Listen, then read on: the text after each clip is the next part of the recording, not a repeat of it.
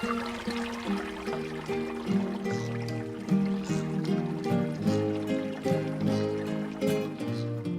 paisanos y bienvenidos todos a nuestro programa QueVivan las Acequias, a monthly radio show that features aspects of Acequia culture in northern New Mexico and southern Colorado.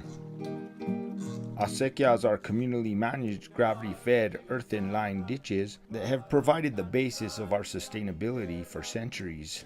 In today's show, number 37, we take you to a Sembrando Semillas youth group gathering. The Sembrando Semillas program of the New Mexico Acequia Association has been in existence for over a decade and mentors young people in their interests of Acequia culture. These Sembrando Semillas gatherings are called encuentros and are intended to teach our youth about Acequia culture while giving them valuable skills to document and maintain Acequia traditions into the future. In today's program, we will hear from various youth across the region as they are interviewed by their peers and interview their mentors about important aspects of Acequia culture. What is your name? John J. III. When were you born and where do you live? I was born in February the 17th, and I live in Medinales. Why are acequias important to you? They're important to me because we don't want to be swimming in the dirty water. What is your earliest memory of acequias? My earliest memory of the acequias is when me and my dad were cleaning the acequias when there was no water. And my dad was teaching me how to shovel the big clops of dirt. What are your hopes for the future of acequias? I would hope that adults could help the kids more. How do you clean acequias? First, you cut the jaritas that are blocking the passage, and you toss them out of the acequias. What do you plant? We plant trees, asparagus, and the watermelon and the pumpkins. Thank you for your time, Jordan III.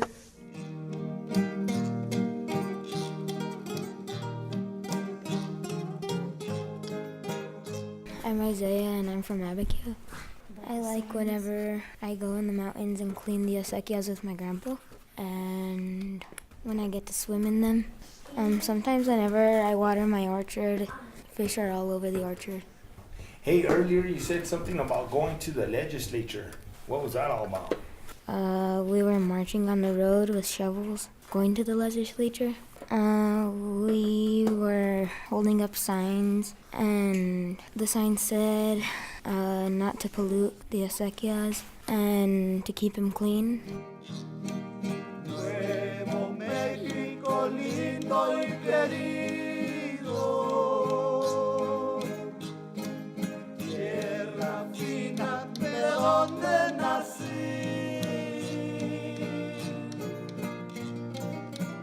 What is your name? My name is Travella Trujillo. How do the acequias help people? The acequias help people because we can irrigate, so we can irrigate our food. It keeps our culture alive. It keeps people going outside, exercising. It helps people to understand where they come from and what their ancestors had to do. Instead of just going to the store, these people had to clean the ditches every year. They had to make sure their plants were irrigated. They had to make sure all of that before they could even get a bite to eat. They're important because the people use them to give their animals water, to feed their animals, to keep everything alive. How do you irrigate?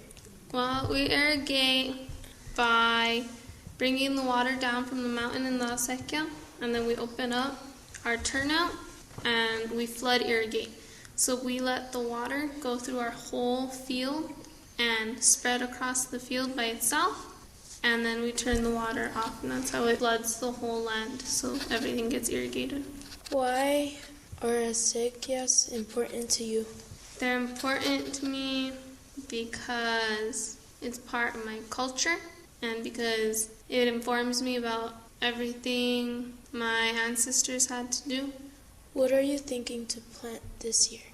This year I want to plant watermelon, green chili, pepinos, maybe some cherry trees, apricot trees, lettuce. Are you thinking of selling the crops you grow?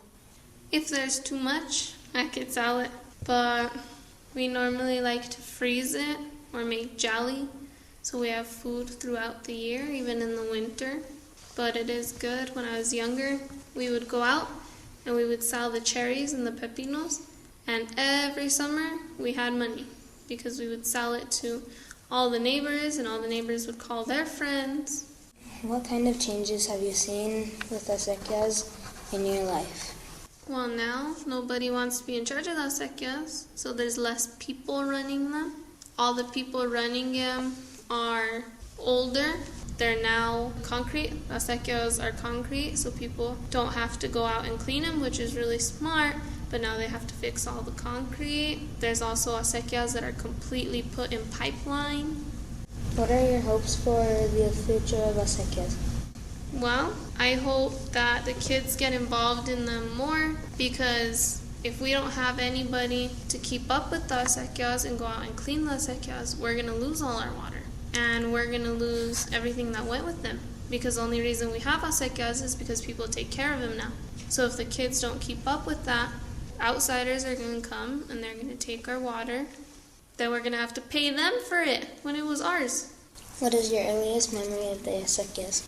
My earliest memory was when I was really little. Me and my sister would go get in our swimsuits and we'd run out and we'd lay down in the acequia and play in the water with the ducks. How are acequias formed? Acequias are formed by pacientes and by mayordomos that go out, and you have to bring the water down from the mountain or from a spring. You have to make an acequia by digging the whole way where you want the water to go through, and you have to make sure that your water comes from up high if you want to bring your water back down, because water has to find a level. So if you're trying to get your acequia from down low to up high, it's not going to work.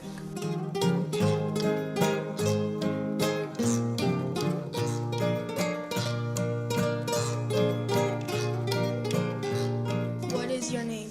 My name is Jesus Salas. When were you born and where do you live? I was born on June 3rd of 1994, and I live in Medinales. Do you have a fun or exciting story about the acequias when you were growing up? Yes, I do. I remember when I was 8 years old. The first time I ever saw an acequia was when my landlord had asked my dad and I, my brother actually, to help him clean it out. And I remember I wasn't very excited about it because I didn't know what it was for. It just sounded like a big river to me. But I remember that when we cleaned it, it was hard work. It wasn't something I was used to. But then after the water came out and I saw the water running, I saw how everything around the acequia was really green afterwards, the trees, everything, and then I used to swim in it as well.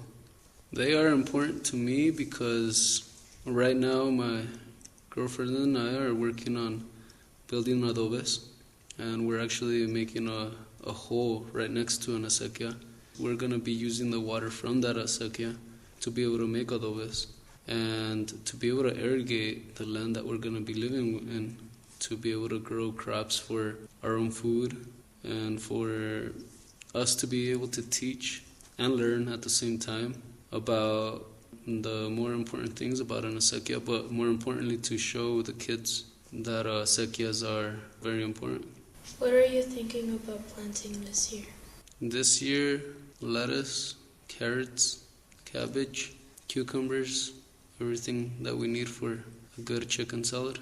Are you thinking about selling the crops that you grow? If we have too many, I don't know if I would sell them. Maybe help out our families with more what we have to offer. But if it would come down to selling, yeah, why not? Why do you plant? Because I like to see the fruit of any type of seed that I've planted.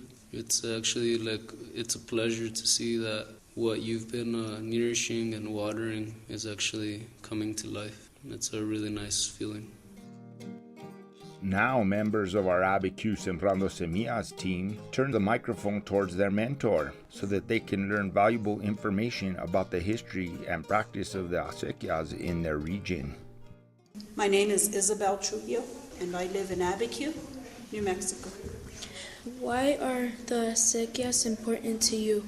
The acequias are important to me because they take water from neighbor to neighbor, and we all get to use it. What is your earliest memory of the acequias? My earliest memory of the acequias is going to clean the willows, the jaritas, on the sides of the ditch with pruners with my dad and my brother. What kinds of traditions and activities do you have that come from the acequias? Activities, I remember that we saw it as a benefit to be able to swim in the acequias after gardening all morning long, or even peeling peaches and picking apricots all morning long, but then being able to swim in the acequia all afternoon. Where are acequias made? Acequias are made in order to bring water from where it exists all the way to where it's needed. How do you clean the acequias? You clean the acequias by knowing what your tarea is, and the tarea is assigned by the mayordomo, and it's so many feet. You clean it by cleaning the sides, taking any of the suckers or the willow out with a shovel, leveling the ground and making it easiest for the water to flow. Do you have a fun or exciting story about the acequias? Well, the fun I remember growing up is swimming in the acequia with all my brothers and sisters, and sometimes even my dad and my mom. We even came across fish sometimes while we were swimming in the ditch. Always our celebrations were around the acequia, our barbecues, our picnics. Do you have any stories from generations past about the land, water, or culture? I have lots of stories that deal with the acequias. In my memory, acequias were always a part of our family and extended families, neighbors, uncles, aunts, and always it was a time of waiting and preparing. So we knew that the waters had to flow again, and we had to become active. We had to get together with our neighbors and plan for when and how the acequia was going to be cleaned, because it takes action from people to keep the acequia flowing, and it takes cooperation with the neighbors to make that water continue to flow. We had to know how long that acequia flowed, where it started, where it ended, and when it would be our turn to irrigate.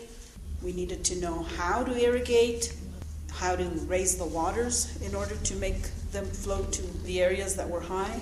What kind of changes have you seen with the acequias in your life? The changes that I have seen are that new equipment is used inside the ditch, which I thought was pretty incredible, but it turned out that I didn't like it because when a tractor is used, of course, it takes out more of the dirt of the ground, and it's piled on the sides, and so the acequia becomes deeper, maybe wider, but the bordos also become higher, and if the bordos are not maintained or leveled, then they're not functional. They just kind of sit on the sides.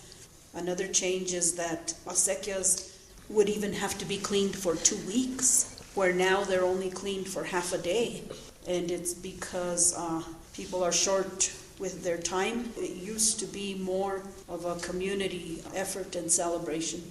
What are your hopes for the future of acequias?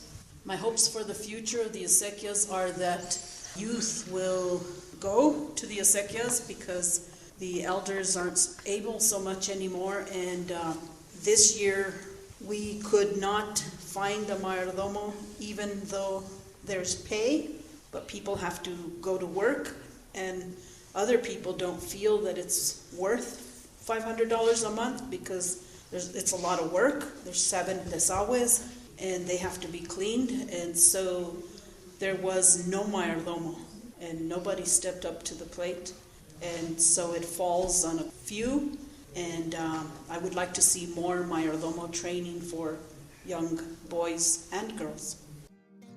Now we take you across the mountains and the Rio Grande to some members of our Sembrando Semillas team in the Sangre de Cristo Mountains. Let us hear from these youth as they interview each other. My name is Joaquin Romero, and I'm from Mora. My earliest memory of the Acequias, I think it was when I was like 5, maybe younger. I remember my grandpa would sometimes take me to like see the Acequias, the compuertas, all the cows. What kind of traditions and activities do you have that come from the Acequias? Well, in Mora, we come together so that way we can figure out ways we can use the Acequias to our like benefits. Like every year, we come together and all of us, no matter what our differences are, we come together and we clean the Acequias so that we can have the water. What kind of changes have you seen with the Acequias in your life? Well, back in the day, because I'm old, the Acequias, I remember them being full, but lately it's just seemed like it's so dry and there hasn't been much water lately. What are your hopes for the future of Acequias? That there ain't no drought for the Acequias and that it'll be full again for generations to come. Do you have fun or exciting stories about the Acequias when you were growing up? Okay, so one time I didn't have like boats per se. Me and my mom just used like plastic containers, and I just had so much fun like racing them down the Acequia and everything. And one time we were playing with the boats on the Acequia, and well, you know how you have to reach in and grab them. I fell into the Acequia, and it was a rushing torrent, so I got kind of pushed downstream like 10 feet or something, and I was like screaming for my mama, help me, and she got me out of the water, and I was crying, and it was unpleasant. Ignacio Gonzalez, and I am from Chamizal, New Mexico. I think my earliest memory of the Acequias was when I was about 8. My family was cleaning Acequia Madre, and me and my brother went upstream to catch all the fish that were just gonna die. A lot of fish. We cooked them and ate them. I believe Acequias are important to me because it's what our ancestors used for food, and they had their own personal wells. So the water of Acequias went in to the water table, and it was used for water for people. Every spring, me and my family like to clean the Acequias. We irrigate a lot, usually flood because we don't use our drip irrigation system too much, but we really enjoy flood irrigating because brings our family together, and we have fun doing the work in general. We grow corn, potatoes, sometimes squash. We grow a lot of greens such as chard, kale, lettuce. I've noticed that every year the acequias are getting lower and lower, and there's less water, and it's starting to worry me and my family just because we feel that there's not going to be enough water this year. I am hoping we get a hardcore monsoon season because without that, our area is going to suffer from the drought. We're really going to suffer without water. And again, our Sembrando Semillas youth turn the mic towards a mentor to learn more about Acequia culture. This is Joaquin Romero, and today I'm interviewing Margaret Garcia. What is your earliest memory of the Acequias? My earliest memory of the Acequias is probably following my dad around and playing in the field while he irrigated, so playing in the regaderas and just kind of hanging out in the mud and watching him move the water and trying to help him get it to all the rows. Those are good memories. Why are the acequias important to you? They're important to me because they're really the basis of our land-based culture where we're from, you know. So all the activities that we do are kind of based on the fact that we have acequias, because the water comes down to, we live in a pretty arid place, but it comes down and it makes it green and it allows us to have fruit and we can have gardens and animals, and I feel like it's just kind of the foundation of everything. And so some of the activities that we do are, you know, of course we grow food, corn, beans, calabazas, chiles, flowers, green beans. So you grow the food and then you have the activities of harvesting them, all those different foods at different times, the wild fruit, the wild plants that grow along the acequia. That's really important to me because I really like remedios. So the fact that the acequias run through towns, there's a lot of extra plants that we wouldn't get to have there if the acequias didn't run, because it would be too dry. And so I really like to pick the remedios and make medicine. And then of course the like empacando and drying food, all those activities are part of our culture, really bring us together, remind us what's important.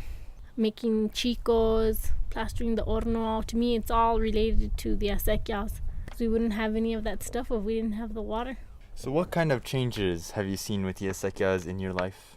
It seems like a lot of our generations move away and don't come back. So it's almost like a tradition that belongs to the old people, when it shouldn't be. It should be for, you know, all the generations should participate and care. And of course we do, but we also know that there's not a lot of people, because people leave and they're trying to find livelihood. Whereas I feel like even when I was a little girl, people had families young and they stayed close, and you just kind of carried on the same thing. You didn't leave to go make money. You stayed and tried to figure out how to make some money and carry on with all the traditions. So I feel like that's a big one. And then I feel like I can also just feel like the pressure that the older generation feels to maintain like legality stuff and to like make the acequias fit in to like the larger legal structure, and the pressure that puts on everybody to make sure that the bylaws are in order and all these things, which are really good, but I can kind of feel it too, that it's not how they always did it, you know. So you can feel the change, and they're trying to live like in two worlds of like maintaining everything traditional, acequia, land-based, and then all like the legality stuff. I feel like it's big, and I think people have always kind of had some of that, but I feel like I can feel the pressure. You know, how do they like keep up with both? It's everything. It's a lot. So on that note, what are your hopes for the future of acequias? My hopes are that they don't become some like romanticized thing that people from all over the world are just going to want to come and see, and like that people don't feel like we have to preserve them, but that we maintain and like carry on in the however we're living in this crazy world, but like keep them going, keep them healthy, change how we need to change, but not so much, and try and figure out ways for our youth to be able to find their identity and their livelihood and on our culture and our water. I hope that our watersheds don't burn down because our forests are really overcrowded. I really worry about that. The drought is like connected to that, but if the upper watersheds burn and then there's lots of water one year, and that's a big concern for me. And so I hope that people catch on and that people start thinning the forest, and that we can try and keep our watersheds healthy before it's too late, because that's all related. It's kind of like a whole body system, you know. You can't just be like, oh, tell me about the veins. You have to ask, like, what's the heart, and how do we take care of that, and how do we take care of the skin, and every part of it. It's all so important. Do you have a fun or exciting story about the acequias when you were growing up? I remember just playing in the acequia and building like this really big dam. And actually the mayordomo and his sons lived down my road, and we blocked it up really well, and we were swimming and we could like go under and everything. It was so deep. And then he came and he was like, what are you doing? and then just like letting it all go. I love that feeling. It still gives me a rush. And then I remember them just like making a new board for us that had a bunch of holes on the top so that we couldn't keep too much, and just being really disappointed.